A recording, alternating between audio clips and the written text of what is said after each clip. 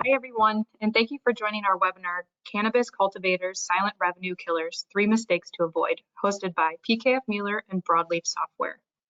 Before we get started, I'm going to go over just a few housekeeping items. First, if you have any questions during the presentation, please submit them using the question box. There will be a short Q&A session at the end of the presentation. The next item to cover is CPE credit. We are offering 1 CPE credit for attending this presentation. If you would like to receive this credit, you can find the evaluation form and sign-in sheet under handouts. At the end of the presentation, please fill both forms out and send to me, Ashley Grabenhofer. My email is provided on the evaluation sheet. Last, following the presentation, we will be providing all of you with a recording of the presentation and a copy of the slides. So without further ado, I will pass the gavel off to Taylor and Eldon to begin their presentation. Thank you, Ashley. Okay, so we can do some quick introductions. My name is Eldon Brown. I'm the CEO of Broadleaf Software. We are a cloud-based platform for cultivation management. So we help cultivators to reduce their costs, stay compliant, and run their day-to-day operations more efficiently. So thanks for joining. And my name is Taylor Schuck. I'm a CPA at PKF Mueller in our Client Advisory Services Department. We work with cultivators, processors, dispensaries all over the country, and have given a lot of them insight into what their products are costing them and helping them optimize the products that they produce. So thank you guys again for joining. Okay, so there are a lot of topics we could cover today. We've honed in on 3 areas where cultivators are, in a lot of cases, missing out on revenue or on margin, and may not even realize that with some adjustments, they could actually be increasing revenue or margin or both. So today we're going to talk first about the inability to calculate gross margins and how that impacts the bottom line. The second is lack of reporting for key financial and operational metrics. And then the last is we'll talk a little bit about labor inefficiency. So we'll start with the gross margin topic, and I'll turn it over to Taylor to talk about that. So looking at gross margin for the cannabis products that people create is often a daunting task because there are a lot of different variables that go into calculating the gross margin. You're not going to be able to calculate the gross margin without capturing your costs and allocating those costs amongst different activities.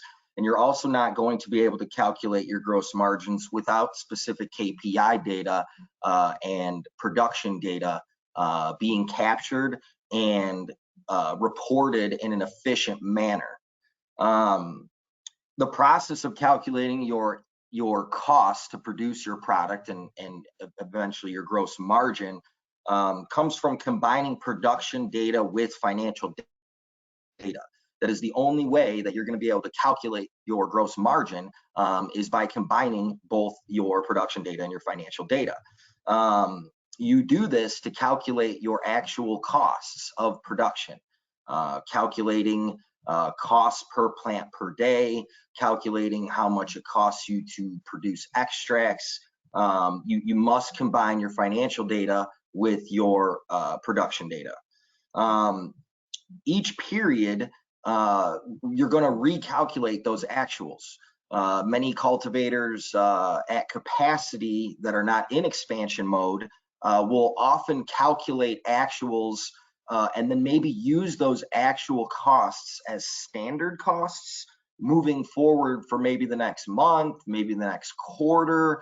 Some of them update things annually. The reason being typically is because it's a pretty labor-intensive process to calculate these standards. So once you calculate them, typically people use them for a specific period of time.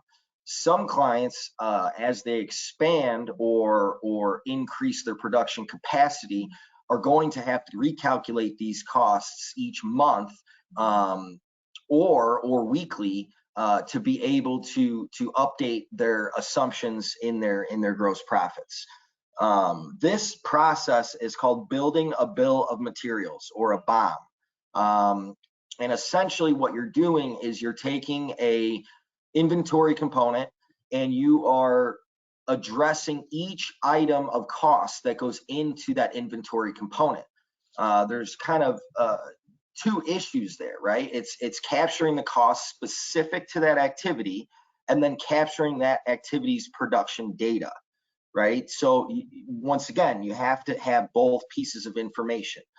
Typically, this data is manually summarized. It's extracted from state tracking software, and basically pivot tables are used. Other additional methods of editing the data are often required.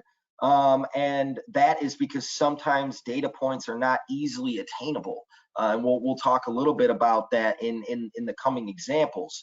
But frankly, most of the state tracking software out there, Metric, BioTrack, Leaf data systems, there's inherent limitations to those systems that are not going to give you all of the data points that you often need to assess your costs. And so without your visibility into gross profit, management is going to have a hard time making decisions. What products to produce, what strains to grow, how will reducing our veg time affect our bottom line, right? Things like that. Without the insight, you can't make proper decisions. So going into an example, so for calculating your costs to grow your flower, right? It starts with calculating a per day per plant cost. You have plants that grow throughout the facility in different stages. And so the first thing you're going to need to do is kind of find the capacity of your facility at any one time to extrapolate your production costs to your production data.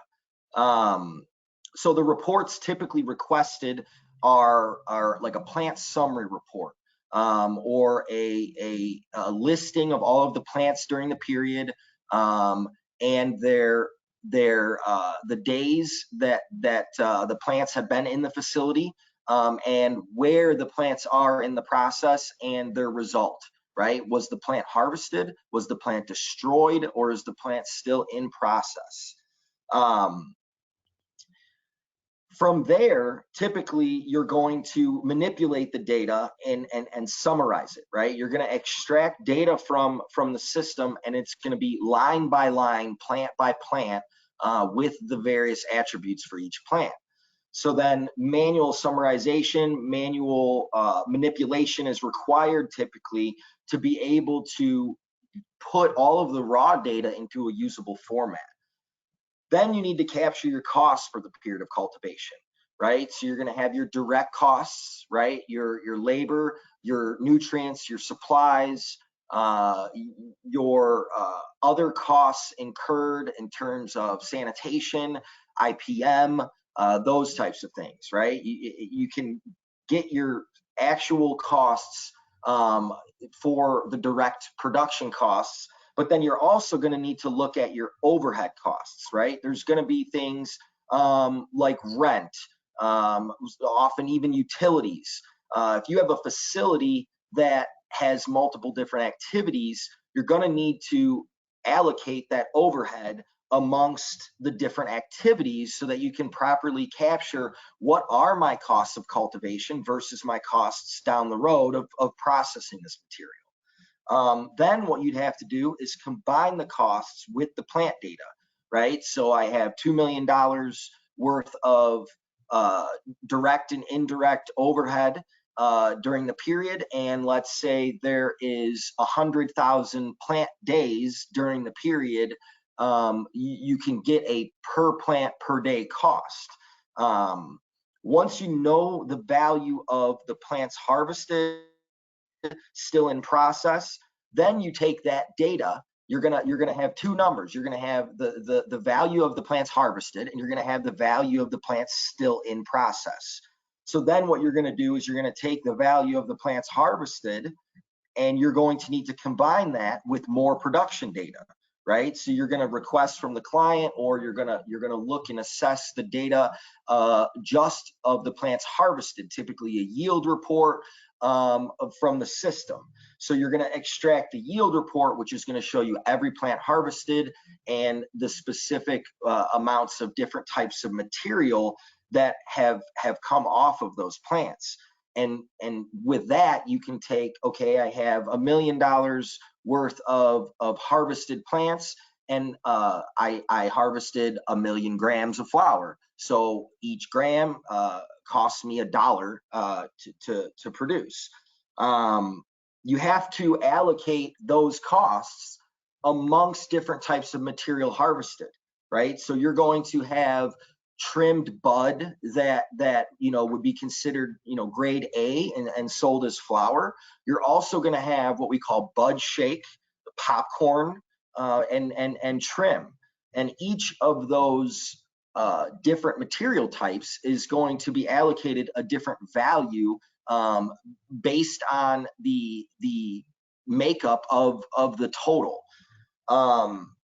Once you've done that and you have allocated costs amongst the material harvested, you'll be able to say, my grade A flower cost me this much to produce, my popcorn cost me this much to produce, and my trim cost me this much to produce. So in an extract example, you're going to take that data that you just calculated from the production of the plants and the harvested material, and you're going to take those inputs and utilize extraction data to calculate the various extracts made out of those inputs.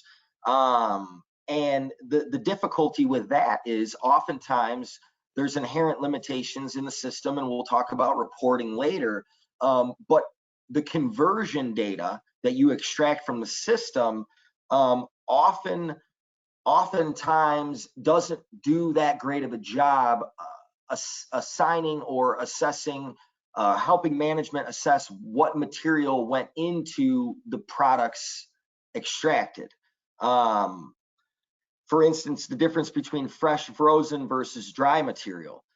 Each of them is going to have a different value at harvest, obviously, because fresh frozen material is going to be still full of water. It's going to have a much higher weight than dry material.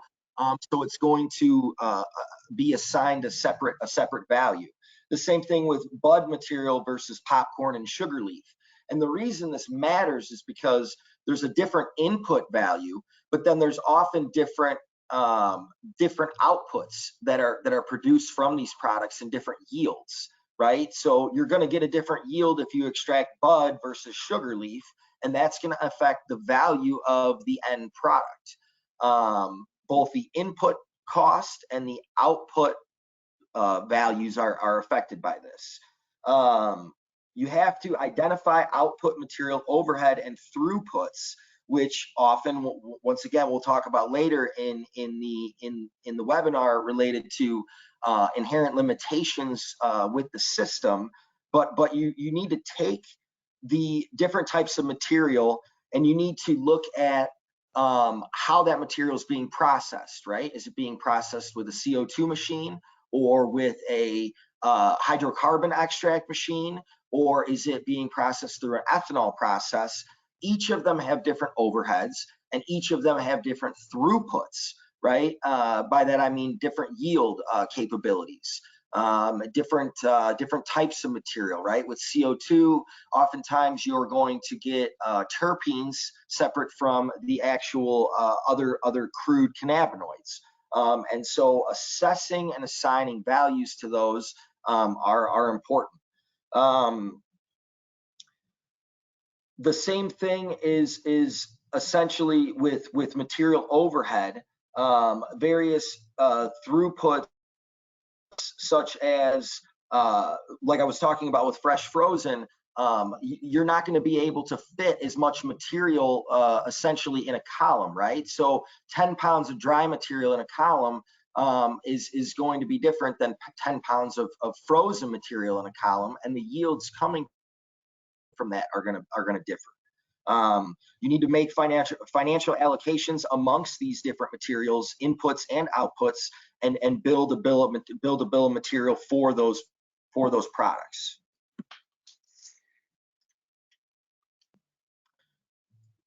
Like I mentioned before, the real issue is that all of these systems have issues with lack of reporting. So now we're going to move into how these systems lack specific data points that management and accountants need to calculate these costs. So like I talked about, without specific data points, it's impossible to calculate these per plant or per gram costs. For instance, when it comes to trimming, right? You may be able to see in the system how many grams were harvested. You may be able to see in the system how many grams were sold, right? But what about how many grams were trimmed during a specific time period? Oftentimes, that is not something that the system specifically captures and reports in a easily attainable manner. So, for instance, to really calculate, how many grams were trimmed, you'd have to start with, beginning trimmed grams, total grams harvested, total grams trimmed and untrimmed on hand at the end of the period. It's a time-consuming process. So it would be nice if a system could give you that data point without having to go through some other type of longer assessment to capture it. The same thing with total packaging and labeling payroll. It's not really a data point that BioTrack is going to give you as to how many units of product were packaged. Also, among those units, it's going to packaging labor differs based on different products. So if you're packaging an ounce of flour versus an eighth versus a gram of concentrate, each one of those could technically have a different cost associated with them. So capturing total products packaged, labeled, things like that are often not something that you're going to be able to capture from the system. Capturing actuals is super important versus using a standard or a specific sample. So it goes right back into what I was talking about. Oftentimes, clients will say every eighth, it takes 10 minutes to package, 30 eighths, right? And I pay that person $15 an hour, and you maybe take a burden rate and you say that that's what it costs to package an eighth. But is that really what it costs to package an eighth? You really have to step back and look at total packaged products and the breakdown of those products and total packaging payroll costs. Because without actually doing that, you might be missing additional costs, right? There's always inefficiencies, there's always downtime, there's time in between, there's compliance downtime. And so to take a small sample or use a standard cost based on a small sample size, oftentimes management might think it costs us X number of dollars to package these products, but really are they underestimating that cost, which eventually flows through the financial statements. Hard costs in, hard costs out. You're not going to get away from financial reporting. Processing capacities and throughputs by time. Like I talked about, total column capacity for an extraction equipment.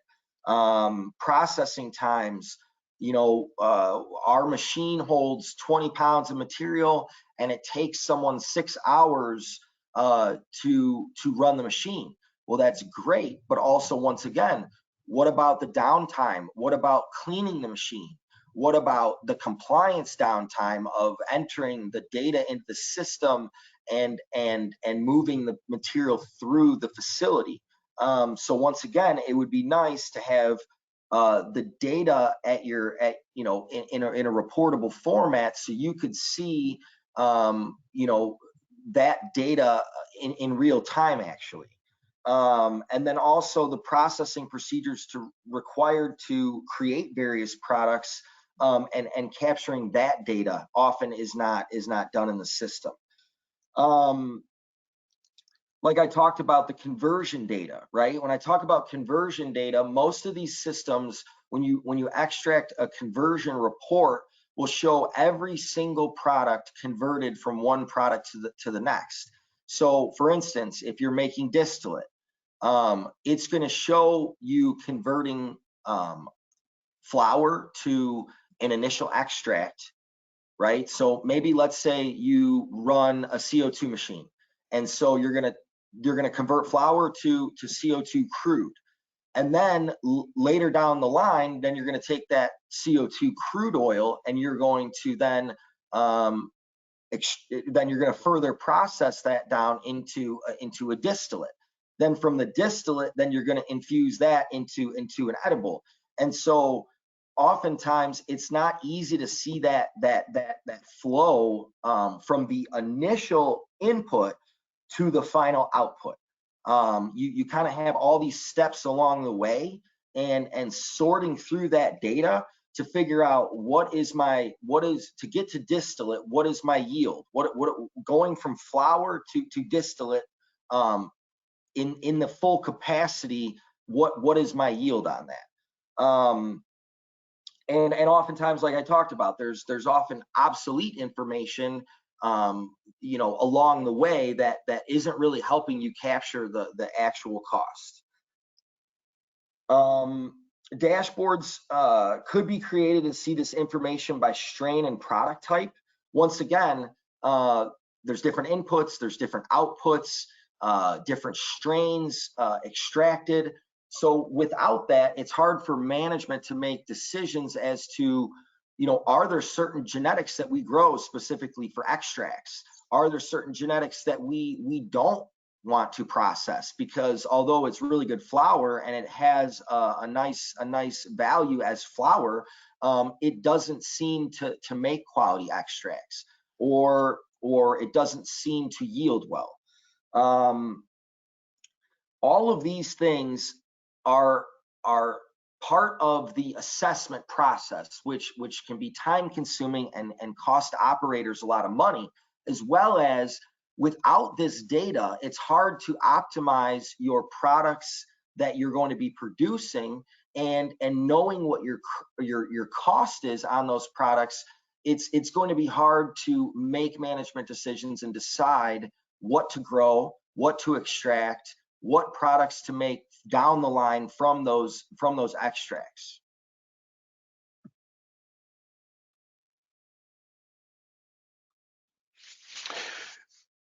So I think, we've talked about understanding sort of the importance of having this type of reporting and managing those KPIs. So we want to talk a little bit about so how do we do that? What are the steps that we can take, or what are the key requirements that we have in order to get to a point where we can understand those numbers, accurately report on them, and then make decisions based on them?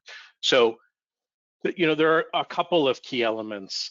One is you have to have the ability to capture the data electronically, and it's got to be in a usable format. There are, in a lot of cultivators that I visited, there's great data being collected, but it's being collected on clipboards, on paper logs, and with the best of intentions, people are capturing certain data points. The challenge is that it's rare to see that data actually make it off of a written log or a piece of paper and into a system that's usable. So we want to make sure we're capturing it electronically. Now, where we can use automation, that's even better. So where there are systems in place that have that data already or are collecting that data through the use of those platforms or systems, that is going to be the ideal scenario. If that's not possible, or the systems that you have aren't capturing all of the data that you need, then even capturing the same data that's being written down on paper today and collecting that using something as simple as a shared spreadsheet or some kind of online document is going to be a step up from a paper log, and is going to put that data in a format that it can be processed, it can be analyzed, and it can be turned into other reporting.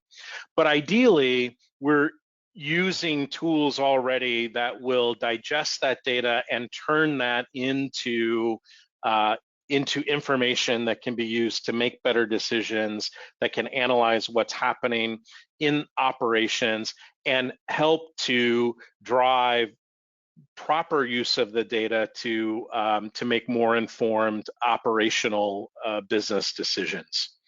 And part of that is integrating the data that you're already collecting, that's part of these systems, integrating that into day-to-day operations. So a lot of times what we see is that data will be siloed.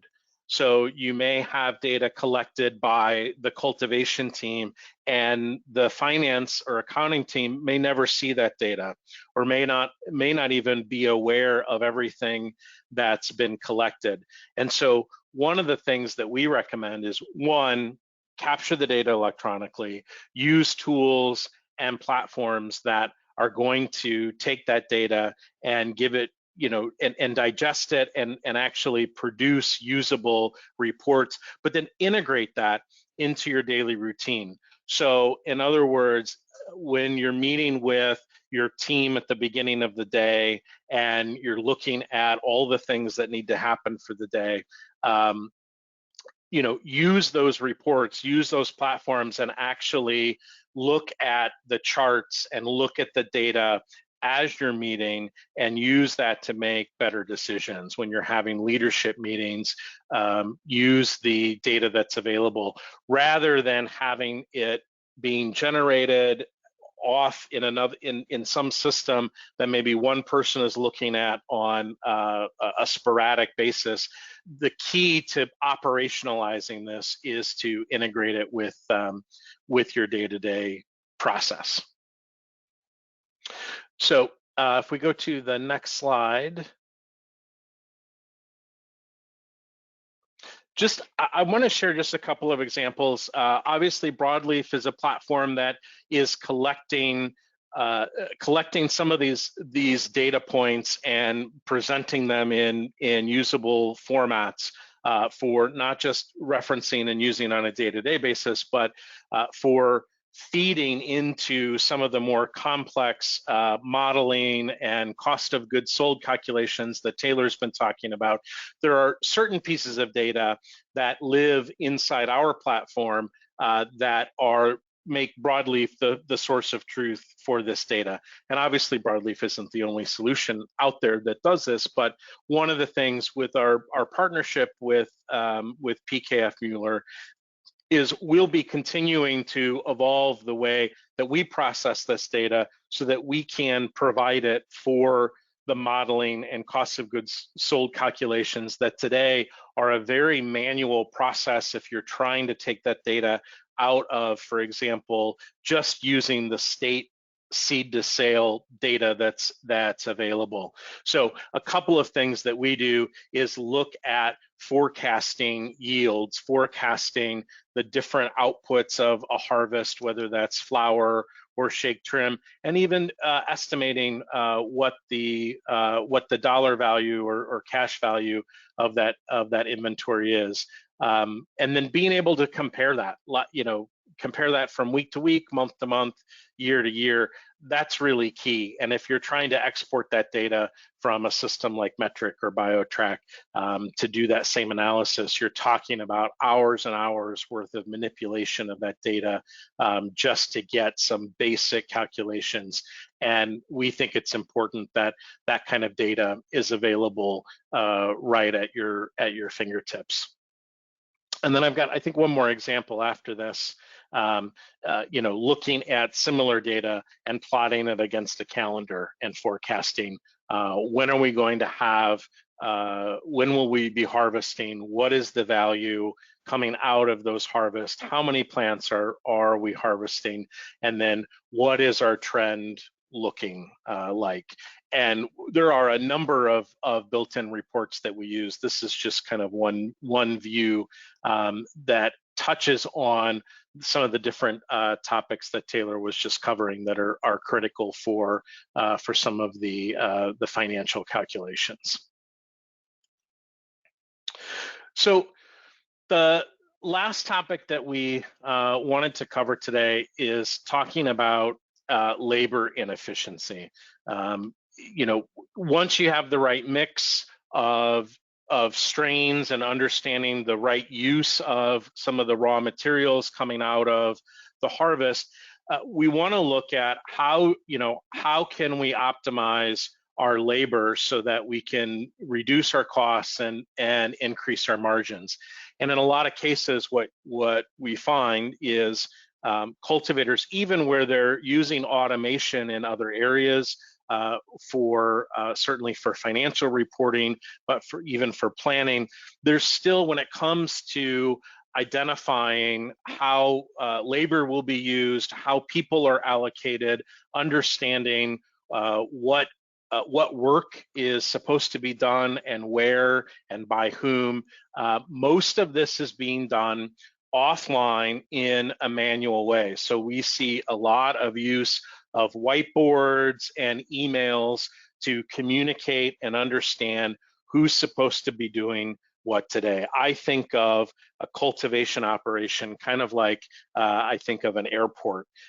You have a lot of different areas that are working simultaneously. As planes come in and out, you've got catering, you've got fuel, you've got cleaning, you've got ticketing and boarding. And really, a cultivation operation is similar to that. You have precious cargo, and you have limited space and limited time. And so everything has to be orchestrated properly to maximize the use of your assets, whether that's the physical space or the labor that you have. And so using whiteboards and using emails can work on a day-to-day basis, to put on a board where it's visible so people know what they're doing. The challenges with that, though, are that planning takes much, much longer. In fact, we find it takes about 5 times as long to translate a master schedule, which is related room by room. Each room, each crop of plants from the day you cut the clone to when you harvest has a master schedule attached to it. And when plants need to be moved from one, whether it's one container to another, from one room to another, they need to be trimmed properly. They need to be structured with trellises along the way. So all of that is based off of a master schedule. So essentially, if you're not using automation, you're taking that master schedule, and every week or every day you're translating and figuring out, okay, based on our master schedule, what needs to be done in each of these rooms today. And if you're a smaller operator and you have one location and a handful of flowering rooms, that may be manageable, but it's certainly not scalable, and it's not producing the data that you need to do things like calculate the labor portion of your cost of goods sold to really understand at the end of the day, what does it cost to produce a gram of flour or a gram of concentrate. So it takes much, much longer. And then once you start introducing multiple sites and you're trying to coordinate, it becomes much more difficult and time consuming. The other challenge is that you need to be able to forecast, and you're using a master schedule, which means that sometimes that work is going to line up in such a way that you may have one day where you have more work than you have people or resources, and another day you have less work than you have resources. And so you need the ability to view that across your, not just your timeline, but also across different facilities, and be able to then smooth out the peaks and valleys of that labor and identify which tasks can be done early or can be delayed, and then there will always be things that need to happen right on time. The other challenge with that approach, the manual analog approach of whiteboards and emails, is you can't track progress. So understanding, what's been done and what hasn't in real time is very difficult. And especially, again, as you scale, you are working across multiple facilities, multiple locations, and it is critical to have a single pane of glass and be able to view what things have been completed, what things were completed yesterday, what's overdue, so that you can manage that your labor resources efficiently. So if we go to the next slide, so it's really like a lot of other things. It's about automation. It's about using a platform like Broadleaf that allows you to take those schedules and automatically apply them to each of the different crops that you're growing. So not only does it make it easier, but it's going to dramatically reduce the amount of time that you spend planning. In our experience, it's up to 80%. Because those schedules are being automatically applied. All of the dates and times that things need to be completed are populated without that extra effort. And then from there, it becomes an exercise of making sure that that you've normalized the amount of work to the resources that you have, and then assigning those resources. So you're able to forecast further in the future and see, especially if you are scaling up, you will be adding capacity, adding rooms, which means adding labor, adding people, and you need to be able to forecast that, not just over the next few days, but over the next few weeks or the next couple of months if you're really going to efficiently manage your labor costs. And by doing that, as we talked about, now I can look into the future and I can make sure I am right-sized with the labor that I have, and that I'm not oversubscribed on some days and undersubscribed on others. The other thing it will do is, over time, you'll be able to right size the amount of resources that you have overall. Any of these operations, typically there are not enough people to accomplish everything that needs to be done, or you have compliance requirements, you have audits that are taking place, and the more you can optimize and balance that work, the more you're able to free up resources, slow down the hiring and the added cost of new resources, and make sure that people are doing what they do best. So I have just I have an example here.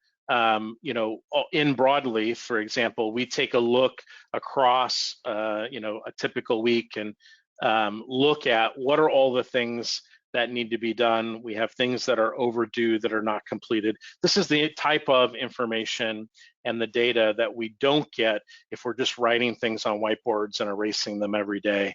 And so with something like a task board, I can now see not just in one location, but every location that I have, exactly what needs to be done. As things are completed, I can see that happening in real time. And the people who are doing the work, they know what's going on as well. And as I shift and I make adjustments and changes, my team knows exactly where they need to be and what needs to be done and what their priorities are for the day. And if I've got a mismatch of resourcing and tasks, I can do things like pick up these different tasks and drag them to a different day and move them around so that I've got alignment between the work that needs to be done and the resources that I have available. So by doing that, you're going to reduce your overall labor costs, especially as you scale and your processes improve. And now you have full visibility of what needs to be done, and we don't have the wasted resources or resources in the wrong place at the wrong time.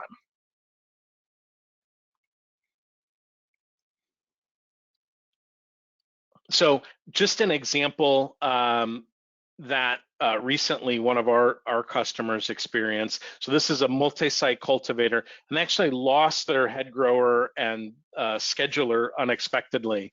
And in a lot of cultivators, losing a head grower could be devastating, because not only are things like the more administrative tasks like scheduling disrupted, but the real issue is that in a lot of cases, I reference kind of that master schedule. That's your methodology, and as a cultivator, that's your IP.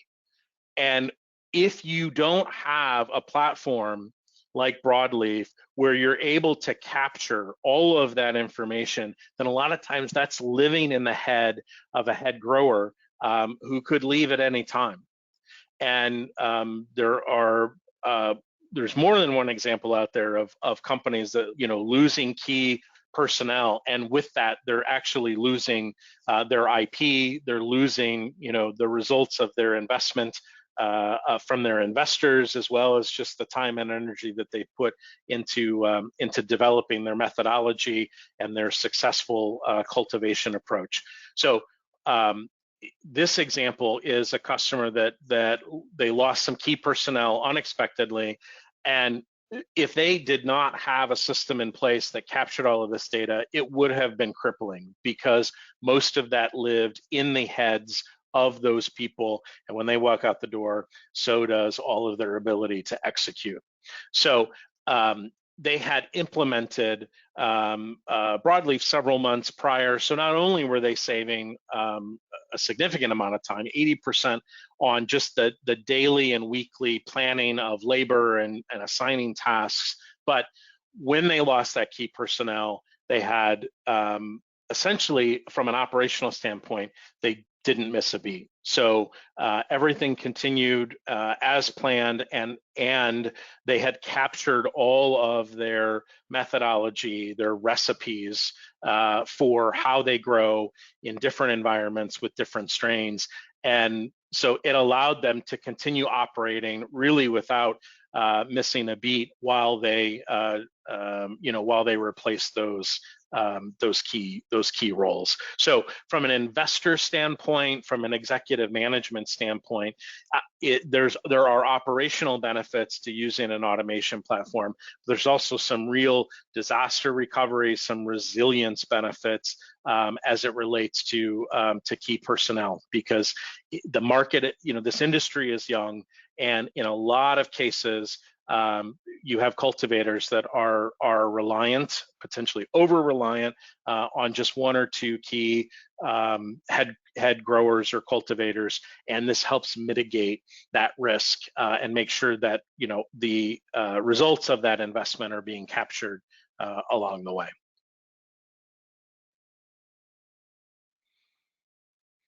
So at this point, that's kind of the key points we wanted to cover. So we can take a look at the questions that have been submitted and see what we have to answer.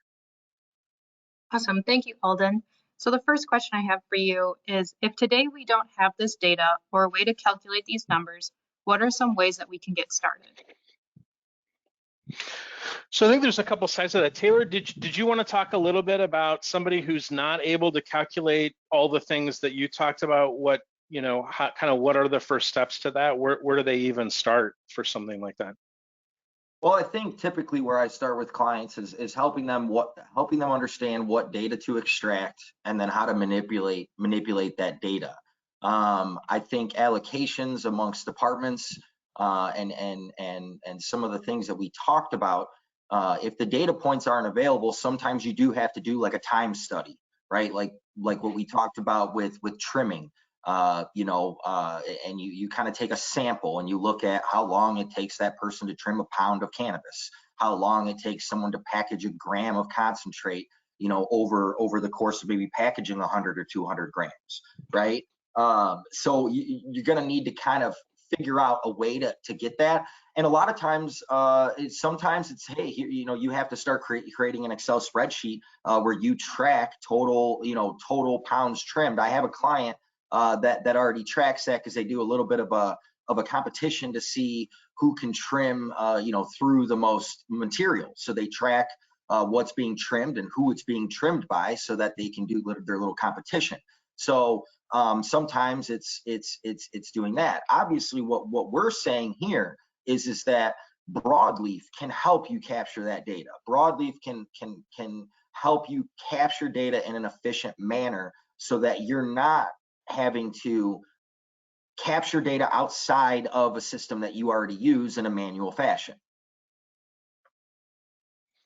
Yeah, and I would just add to that. I mean, I think from our perspective, it's very similar. Step one is typically just being able to capture what are you doing today and how are you doing it, and being able to translate that into a repeatable plan. Because before you can automate something or leverage an automation platform, you have to know what it is that you're automating. And it's not a difficult process, but sometimes it can be time consuming if different pieces of your process live in different areas or with different teams. It's really just a matter of capturing that. So that's kind of step one. And then from there, you can start to pull these things together and automate.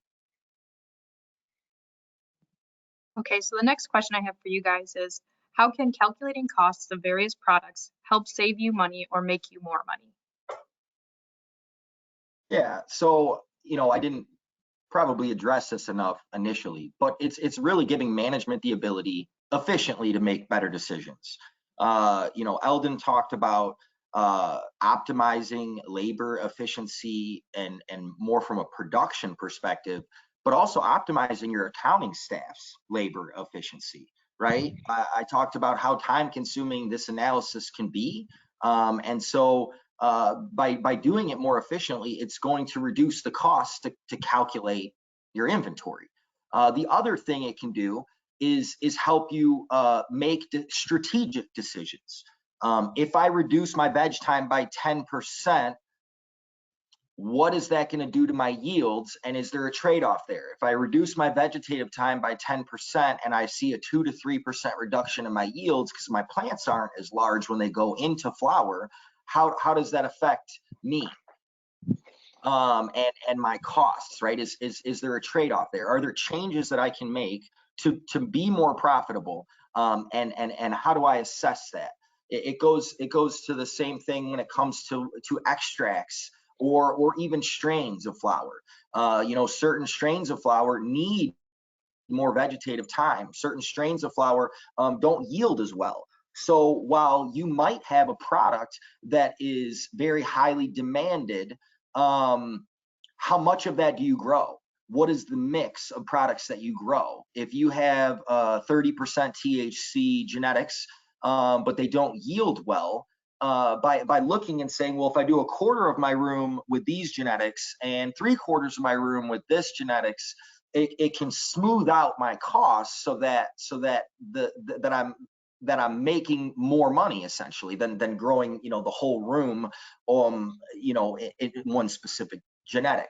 The other thing too, on the extract side, a lot of times clients will make specific products based on how long it takes to make that product. For instance, like shatter versus a batter, and the profit that you realize is a component of cost and value, right? There's always a trade-off between cost and value. So you're trying to reduce your costs and still recognize a high value on a product. So maybe, you might think I'm reducing my costs by making shatter versus a batter or a crumble or a butter. But then if you can't sell that shatter for as much as you would sell another product, what are you really recognizing additional profit, or are you just saving production cost, but then not recognizing additional revenue on those products? So I've worked with a number of clients that once they get visibility into this, they say, well, we're not even going to produce that product anymore. We're no longer even going to make shatter. We're only going to make batters or crumbles or cartridges, right? For instance. Because once they really understand that, they say, okay, well, it's not really doing me any favors by producing this product. It's the same thing, like I said, with genetics and growing. What is the value versus the cost to produce that product? So understanding that and calculating that can save you time and money on the actual process of calculating it. But then also, once you do calculate it, it gives you insight into what products to produce, based on your costs. Do I buy a new piece of equipment to produce that product? Maybe I think, hey, I get a lot of money for live resin, but do you really understand, the throughput capacity is reduced when you're processing fresh, frozen versus dry material. So you might get a 3% yield on live resin where you could see a 20% yield on dry material. However, what is the value of an extract produced from dry material versus the value of an extract produced from live, fresh, frozen material? And then when you look at that, I've also had clients that say, look, we're only going to process live resin because of our costs and the value in the market. We're not going to run dry material anymore. Vice versa, I've had clients say that processing fresh frozen material, it's not efficient enough, that my throughput is not large enough until I upgrade my equipment. So I'm only going to process dry material. So I think giving you insight, helping you make better decisions, could allow you to be more profitable because it's going to help you decide the mix of products that you're going to produce.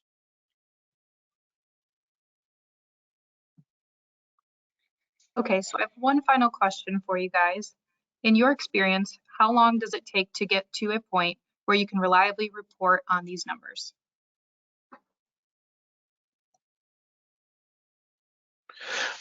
I can speak to, typically with a platform like Broadleaf, implementing and getting data, good data in and becoming comfortable with the system. It's, typically an implementation time is going to be 4 to 6 weeks, and then generally it takes a month or so for everyone to get used to capturing that data and doing it consistently and being accurate. So there's a little bit of a learning curve, but it's not really steep. I think, Taylor, from your side, there's probably a little bit longer lead time to get to that kind of advanced reporting. Yeah, typically with our clients, sometimes it takes a few cycles, right? If you will, of capturing data and calculating those costs. Sometimes it takes a few months, frankly, of working with clients, because if they're not capturing the costs, you need a certain time period of captured costs and production data to be able to calculate these. But once you have that and a methodology is created, maybe financial statements are reallocated and reported in a different manner, then from there's a framework. You can feel comfortable with that, but the framework and the data sets being created often can take months and sometimes up to a year, depending on a number of different factors. So. Okay. Well, appreciate everyone's time today. I think we've got one last slide as far as next steps. So, from here, if you found this information useful and would like to take next steps, obviously we have a partnership. We're working hand in hand with a lot of these things.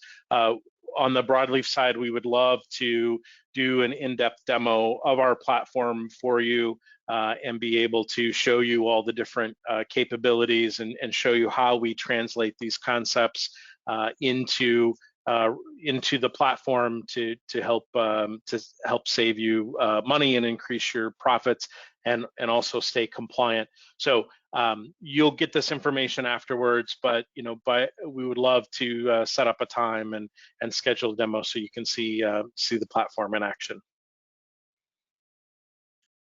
Yes, and then also too, on that same note, if anybody found anything that I had to say interesting, or you have additional questions about maybe the current way that you're assessing your cost and that type of thing, I will provide a 30-minute consultation to chat with you and maybe create a framework for moving forward and giving you more visibility into your costs.